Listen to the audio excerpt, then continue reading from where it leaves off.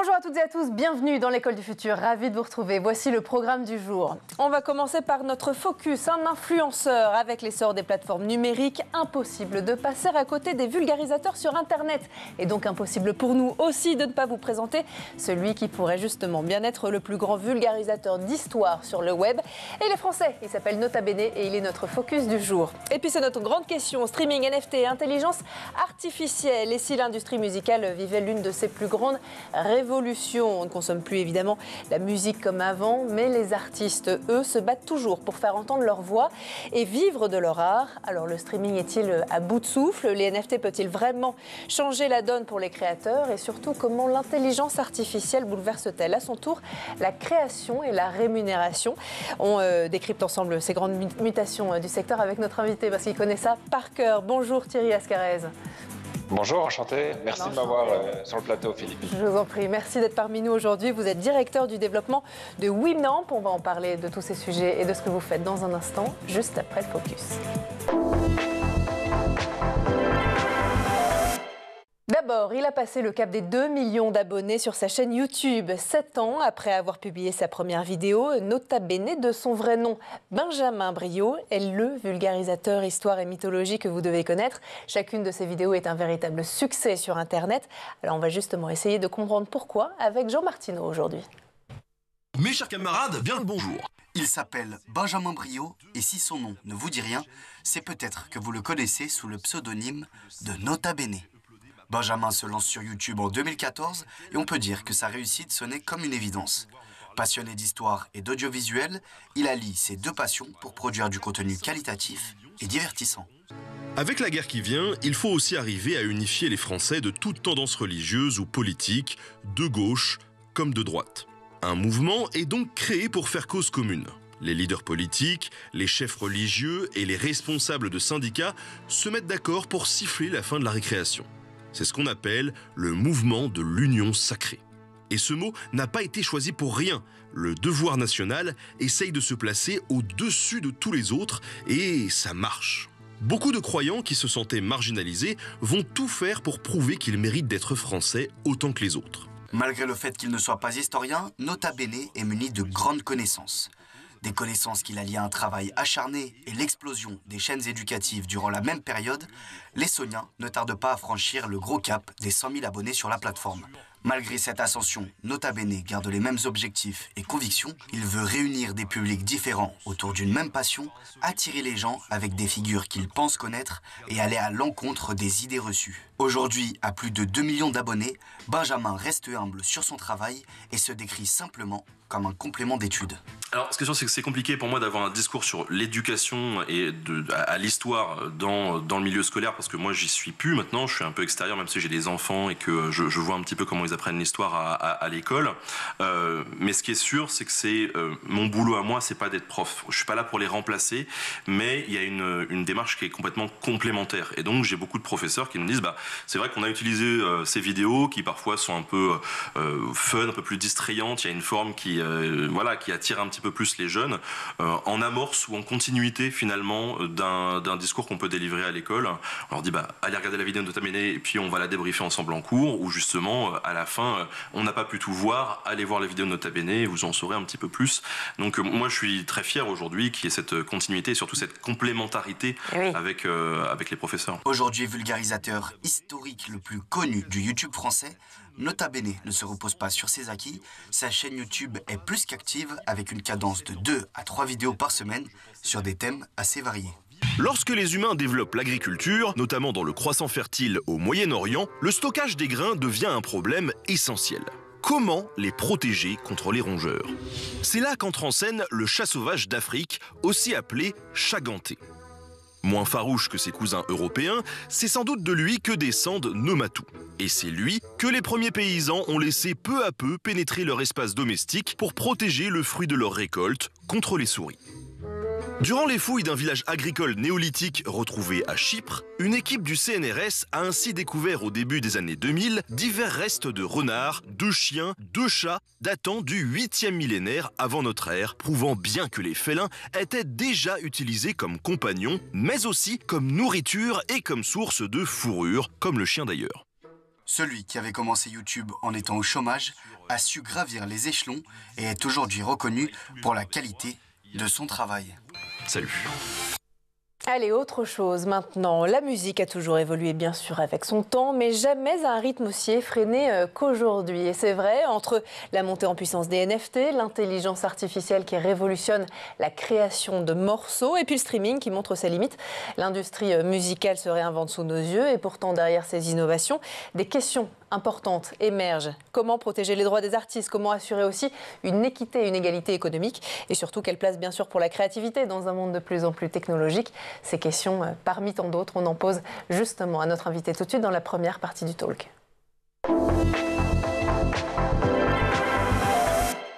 Et aujourd'hui en duplex avec nous pour en parler, Thierry Ascaret. Je rappelle que vous êtes le directeur du développement d'une entreprise qui s'appelle Winamp. Alors l'idée avec vous aujourd'hui, effectivement Thierry, c'est de faire un petit tour d'horizon de ce secteur du streaming musical, justement, je l'ai dit, en pleine révolution, en pleine mutation, aussi avec des choses positives et d'autres qui viennent avec un peu de crainte. Vous affirmez notamment chez Winamp que le streaming musical tel qu'on le connaît depuis des années est mort. Quels sont selon vous les signaux qui prouvent justement que ce modèle, le modèle actuel, ne fonctionne pas aujourd'hui ?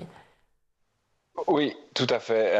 En fait, mort, c'est un grand nom. Ça veut dire que je suis désolé, j'ai un écho. Attendez, j'en ai une oreillette. Voilà.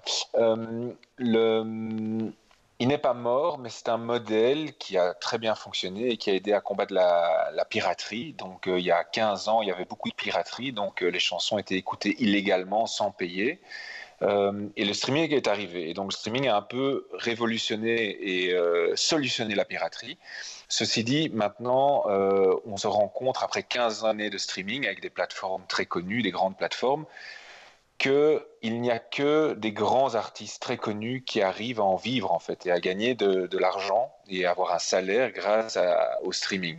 La plupart, 99,5%, il y a des études qui ont été faites, ne gagnent pas assez d'argent pour vivre de leur musique rien qu'avec le streaming. Donc, c'est pas que le streaming est mort, c'est que ce modèle est arrivé à un certain plateau et que il est très important aujourd'hui, crucial pour des jeunes artistes qui veulent se développer, des artistes pas encore connus ou indépendants, de trouver d'autres sources de revenus en parallèle du streaming.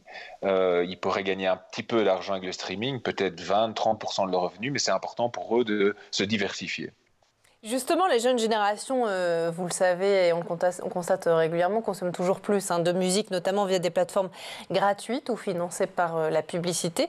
Pensez-vous que justement cette gratuité, elle contribue aussi à fragiliser l'industrie et le secteur du streaming musical, d'une certaine manière ?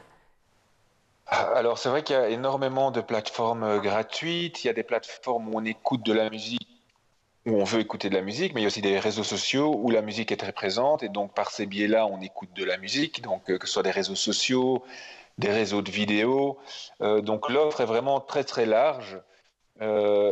Alors, ça a deux effets. Le premier effet, c'est que il y a plus de revenus générés parce que s'il y a une publicité, par exemple, avant une vidéo, il y a de la musique, les revenus de cette publicité sont partagés aux artistes. Il y a plus de vidéos vues, donc il y a une masse d'argent qui est générée. En parallèle, c'est ce que je disais tout à l'heure, toutes ces grandes sociétés en ligne se sont organisées généralement pour avoir des accords avec les majors de la musique, donc les grandes sociétés de musique qui produisent les grands artistes. Donc le gâteau n'est pas réparti équitablement. Et un effet supplémentaire, c'est qu'il y a une offre énorme aujourd'hui. Avant, quand il n'y avait pas de streaming, il y avait des magasins où on allait acheter des CD, on écoutait la musique sur la radio, et il y avait peut-être 100, 200 artistes très connus. Aujourd'hui, les statistiques montrent qu'il y a, et c'est un chiffre qui est complètement incroyable, il y a plus de 100 000 chansons uploadées sur les plateformes de streaming par jour. Donc si vous faites le calcul sur une année, c'est gargantuesque. Donc c'est très compliqué pour un jeune artiste de se faire découvrir, de se faire entendre et de se faire rémunérer. D'autant plus qu'il y a une autre crainte, Thierry, une autre forme de concurrence quelque part pour ces jeunes talents comme pour les autres, celle de l'intelligence artificielle qui est aujourd'hui capable de composer de la musique. Maintenant, est-ce que les artistes justement doivent s'en inquiéter ou au contraire s'en inspirer ? Oui, tout à fait. Alors, il y a énormément de débats à ce jour à ce sujet-là. L'intelligence artificielle, je pense que ChatGPT est arrivé en fin 2022, donc c'est encore assez nouveau. Donc, il y a énormément de débats. Je pense que les avocats ont beaucoup de travail parce que, au final, il faut mettre un cadre. L'intelligence artificielle peut être très bien pour des jeunes artistes parce que ça peut être comme un outil pour créer de la musique, comme il y a 25-30 ans, le synthétiseur est arrivé.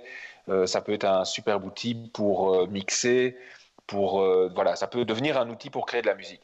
Après, c'est vrai qu'il y a d'autres outils d'AI, d'intelligence artificielle, qui permettent de créer un morceau de A à Z. Il suffit de mettre une petite phrase, je voudrais une musique romantique pour un dîner avec ma petite copine, et on a une musique qui est faite alors que ça nous a pris 10 secondes. Et donc là, c'est vrai qu'il y a un danger que la masse de nouveau de musique créée pas vraiment par des artistes continue à grandir et que des gens en profitent en essayant de se faire rémunérer. Donc il faut mettre un cadre, aussi que les chansons ne soient pas plagiées, parce qu'on parle beaucoup de plagiat aujourd'hui, ça veut dire que des moteurs d'intelligence artificielle se nourrissent de chansons existantes parce que tout est là dans l'intelligence artificielle, il faut des datas, une base pour pouvoir générer quelque chose. Et donc cette data, cette base, est-ce que ce n'est pas de la musique qui a déjà été créée par d'autres et qui ne gagnerait rien à cause de ça, alors que ça crée de la nouvelle musique? Donc voilà, du pour et du contre, mon opinion est qu'il faut, et c'est ce qui est en train de se débattre à l'heure actuelle, un cadre pour gérer ce nouvel outil. La consommation des jeunes aussi évolue avec l'arrivée de nouvelles plateformes sociales, notamment TikTok. Vous avez commencé à en parler tout à l'heure dans le début de l'émission. Est-ce que vous pensez que ça modifie aussi d'une certaine manière leur culture musicale? Les algorithmes, ils favorisent de plus en plus certains titres populaires au détriment d'une certaine diversité musicale, non? Oui. On est toujours.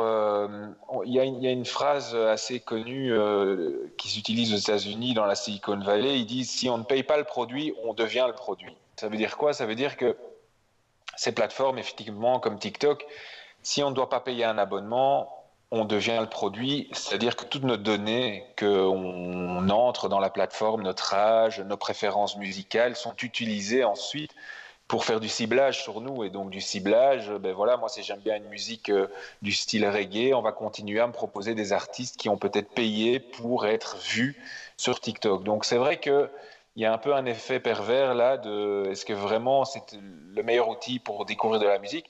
Ceci dit, il y a quand même quelque chose d'incroyable là-dedans, c'est qu'effectivement, un artiste qui vient peut-être d'un petit village inconnu, qui n'habite pas dans une grande capitale, qui n'a pas eu les moyens d'avoir accès à un grand studio ou travailler avec des grands producteurs, par chance, une de ses vidéos devient virale et c'est sa chanson qui est dessus. Et grâce à ça, cet artiste émerge.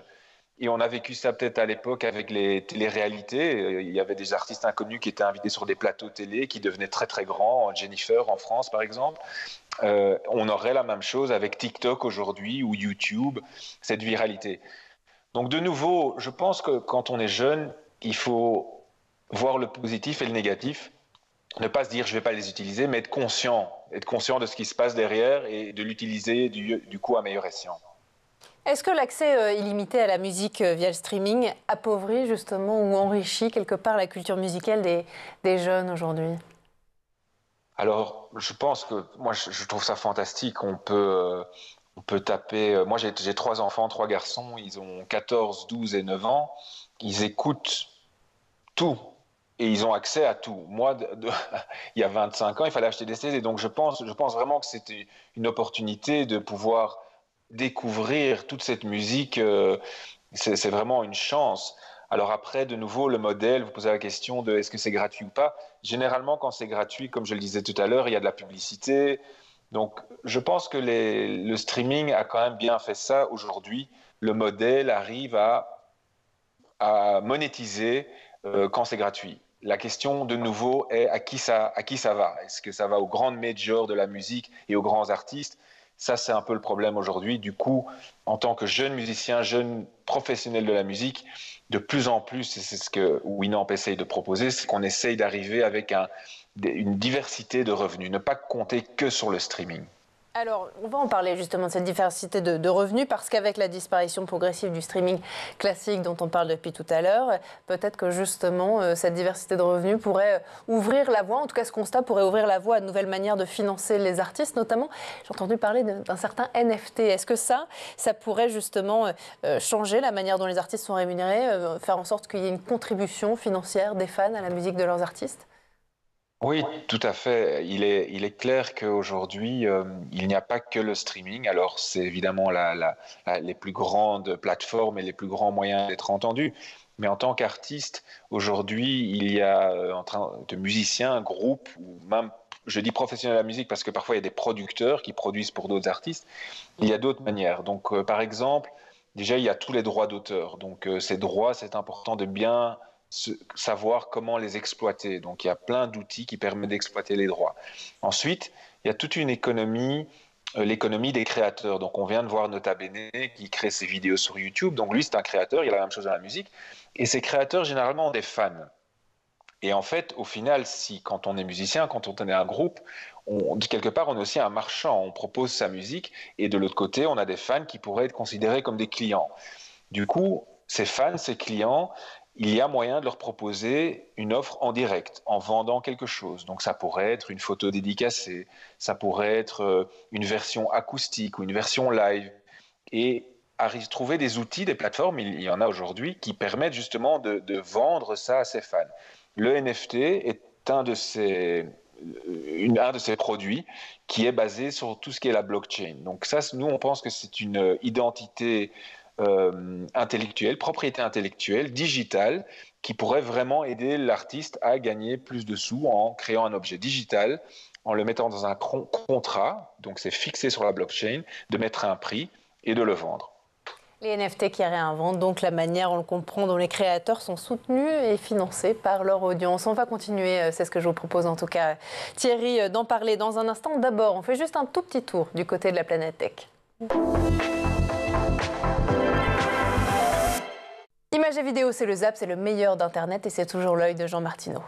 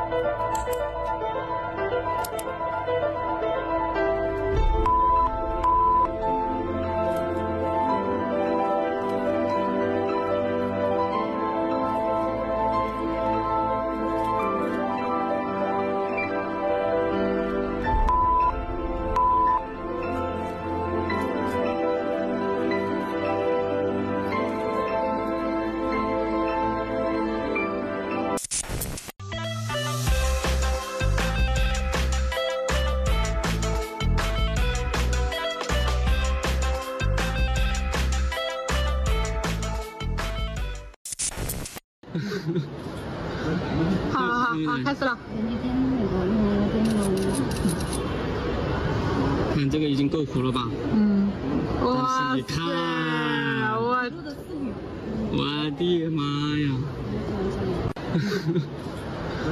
好，开始了。看这个已经够苦了吧？嗯。哇塞！我。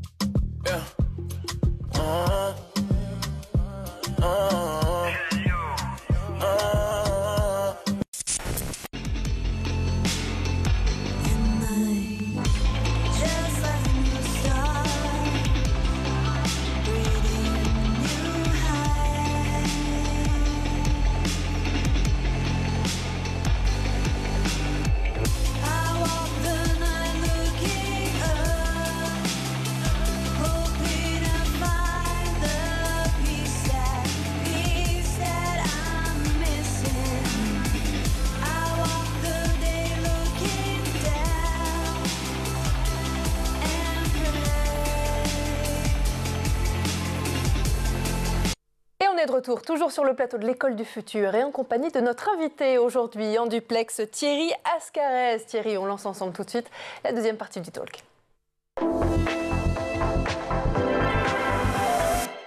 Thierry, avec vous, juste avant le Zap, on parlait de cette révolution aussi qui s'invite dans le paysage du streaming musical. Aujourd'hui, les NFT qui réinventent, effectivement, on en parlait, la manière dont les créateurs sont soutenus par leur audience. Alors une question aussi qu'on peut se poser suite à notre échange et à ce constat, à cette révolution dans le secteur, c'est combien, en fait, concrètement, un artiste pourrait espérer gagner en vendant sa musique ou ses œuvres sous forme de NFT? Est-ce que c'est rentable? Est-ce que c'est fonctionnel aujourd'hui? Est-ce que ça existe déjà? Est-ce qu'il y a déjà des artistes qui se rémunèrent de cette manière? Alors oui, tout à fait. C'est fonctionnel, ça c'est sûr. Il y a des plateformes qui le permettent. Il y en a plusieurs. Alors il faut savoir qu'il y a eu un grand buzz, comme on dit, autour des NFT il y a 3 ans. Après, comme c'est nouveau, c'est une nouvelle technologie, c'est un nouveau produit et qui est basé sur cette technologie de la blockchain. Il y a eu un peu une période où c'est retombé, où il y a eu pas mal de critiques, mais c'est toujours comme ça quand on a une nouvelle vague d'innovation, il y a des pics et puis après ça se stabilise. Donc là, je dirais qu'aujourd'hui, c'est en train de se stabiliser. Alors, il y a 2 ans ou 3 ans, on avait vu des opérations complètement folles avec des artistes comme Snoop Dogg aux États-Unis qui pouvaient gagner des millions grâce à ces objets digitaux qui, de nouveau, sont uniques. Donc, c'est comme si vous achetiez un peu une œuvre d'art, c'est unique et c'est digital. Après, tout artiste peut avoir sa fanbase qui est plus petite et vendre ça à ses proches ou à ses fans dans sa région et les prix varient. C'est ça qui est bien aussi, c'est que l'artiste est complètement au contrôle de décider le prix, combien d'objets il va créer, ce qu'il va le mettre sur cet objet. Je pense que ce qui est plus important, c'est de bien réfléchir à sa stratégie de marketing, comment est-ce qu'il va présenter tout ça. Et cela est vraiment possible aujourd'hui dans l'économie des créateurs, comme on en parlait tout à l'heure, avec la beauté qu'offre Internet et tous ces outils en ligne. Quelque part, c'est presque la création d'une marque, hein. On a l'impression, tout ça, avec un branding. Hein. Tout à fait. C'est l'idée, en fait. C'est l'idée. Comme le streaming ne permet plus aujourd'hui vraiment aux artistes de vivre, je le répète, avant, le streaming a résolu le problème de la piraterie. Avant la piraterie, il y avait les CD, le merchandising, les t-shirts, et les artistes gagnaient beaucoup d'argent. Enfin, beaucoup gagnaient de l'argent avec ça.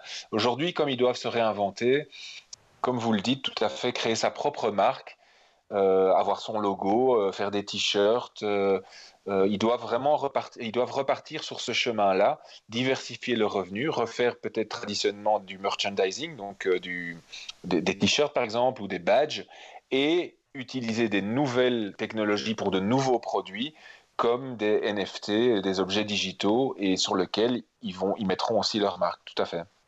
Merci pour cette analyse. Alors tout ça, effectivement, c'est très lié aussi à la question des droits. Taylor Swift, notamment, que je ne présente plus, est devenue un symbole de la lutte pour le contrôle sur les droits de ses propres œuvres. Elle a réenregistré ses albums pour récupérer les droits qu'elle avait perdus, en tout cas qu'elle ne possédait plus.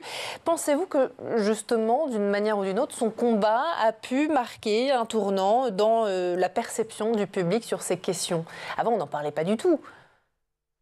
Oui, c'est vrai. C'est un grand sujet dans l'industrie de la musique, les droits d'auteur. Alors, il y a 2 types de droits et ça se complexifie, mais pour faire simple, il y a les droits d'enregistrement. Donc, ce sont les sociétés comme les labels qui aident à enregistrer une chanson. Et ensuite, on a les droits d'auteur, compositeur, interprète, qui sont vraiment la personne qui a écrit ou qui a chanté la chanson. Ces droits-là sont très importants pour un artiste, pour un groupe, pour un compositeur, parce que c'est vraiment leur propriété intellectuelle. Et le problème rencontré depuis l'ère digitale, c'est de collecter ces droits, c'est de collecter et de répartir. Comme vous pouvez l'imaginer, on peut écouter maintenant la musique partout dans le monde, sur beaucoup d'ordinateurs, des téléphones, donc ça se complexifie vraiment très très fort pour dire bon, il y a quelqu'un qui était basé en Indonésie et qui a écouté ma musique sur son téléphone, comment fait-on? Alors ça s'organise petit à petit, mais on se rend compte que l'artiste, le chanteur, l'interprète, le compositeur est encore souvent confronté à lui-même pour aller rechercher, collecter cet argent pas mal d'abus, de sociétés qui gèrent ça, qui ne répartissent pas tant qu'on ne le demande pas. Après 3 ans, quand c'est pas réparti, ils le gardent. Donc voilà, nous on essaye vraiment d'avoir une transparence et de pouvoir faire une répartition simple et efficace. Alors, tout ça, ça nous pose quand même de sacrées questions. On les pose avec vous justement depuis tout à l'heure. Thierry, une autre que j'ai à vous poser dans la continuité, c'est pour revenir sur le sujet des jeunes, le streaming, est-ce qu'il a déconnecté justement les jeunes d'une sorte d'expérience musicale collective? Vous me disiez à l'instant qu'effectivement aujourd'hui on consomme la musique, les albums, etc. sur des ordinateurs, sur des téléphones. C'est une révolution aussi depuis quelques années. Avant, il y avait les concerts, il y avait les chorales scolaires, par exemple. La musique en ligne, aujourd'hui, elle est majoritairement consommée de manière individuelle. Est-ce que ça change certaines choses sur le secteur? Oui, alors d'autant plus que pendant 2 années, suite à la pandémie, tout ce qui était concert a vraiment été... Ils ont dû mettre la clé sous le paillasson, comme on dit. Depuis, je pense que ça a vraiment repris.